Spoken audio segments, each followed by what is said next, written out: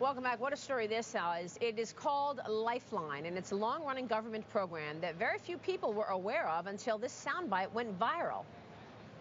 Obama. You got Obama phone? Yes, everybody in Cleveland, low minority, got Obama phone. Keep Obama in president, you know. He gave us a phone. He gave you a phone? Do more. How did he give you a phone?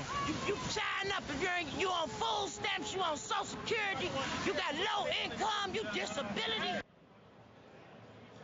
Well, Arkansas Representative Tim Griffin was one of the few who did know about this program that gives low-income people free cell phones. He's discovered widespread abuse and ballooning expenses, so he's introduced a bill to fix it. Representative Tim Griffin is with us. He's a Republican from Arkansas. He joins me right now. Good to see you. Thank you so much for joining us. This came before President Obama, but it's known as the Obama phone. Why? Well, what has happened is this program has ballooned, and now it's costing you and me and people who have cell phones, and it's costing us over $1 billion, billion with a B, dollars a year. And there are several issues here. The first issue is the waste, fraud, and abuse in this program. Some folks are getting 10, 20, 30, 40 cell phones. They're selling them, they're bartering with them. But the broader issue is, where does the federal government draw the line on providing things to people? Do we need to give people computers? Do we need to give them iPads? I mean, you know, this raises the fundamental question of where we draw the line. And I just don't think the federal government ought to be providing cell phones, smartphones, Blackberries, you know.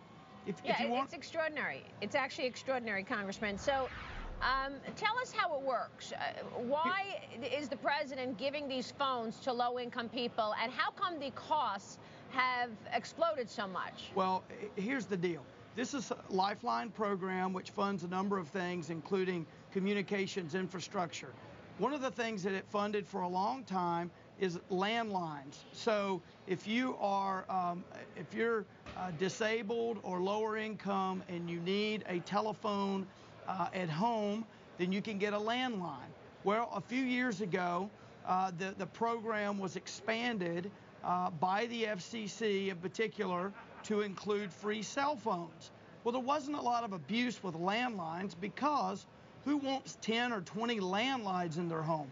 No one, right? Right. So what happened is when they converted it to cell phones, it just took off.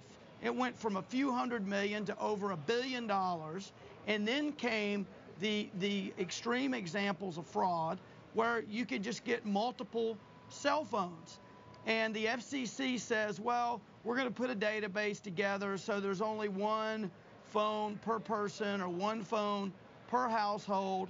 Right. But that leaves us with the broader question. Hey, it'd be great if every car had jumper cables and a first aid kit. Right. But does the federal government have an obligation to buy those for people? You know. Yeah. Tell us about, Congressman, tell us about the bill that you're proposing. I mean, I just find this story extraordinary, and I think you make the right point. Where do you draw the line? I mean, we're having this fight over entitlements and cutting people's Medicare. Who knew? We were giving away phones, and the taxpayers are paying for it. Sure. Well, I'll tell you one place we definitely need to draw the line, and that's the free cell phone service. So I introduced H.R. 3481, the Stop Free Taxpayer-Funded Cell Phone Act of 2011. I introduced it in November of 2011, and I'll be real honest with you, it has been mind-boggling to me that folks don't just jump on this bill. This is one of the biggest no-brainers I've seen since I've been in Congress. And here's the deal. If we can't cut something like this, well, then there's no way we're going to deal with a $16 trillion debt and $1 trillion a year deficit. Right, so Medicare, Medicaid, Social Security, yeah. Forget about that, yeah. I mean, this is a no-brainer. So what I would tell people is, first of all, look on your cell phone bill at the line that says Universal Service Fund or Universal Service Fee. You're paying for this, and you need to call your member of Congress, your senators, call anybody you can and tell them to get on board with killing this program. All right. I have been shocked at how hard it's been to convince people, and a lot of that's because people don't know, so you're helping educate them. On the cell phone, it says universal fee, universal services fee. That's the cost that all of that taxpayers are paying so that low-income folks can get these phones. That's what we should be looking for. And by the way, just to be clear, they're not just getting a free phone, but they're getting the free service.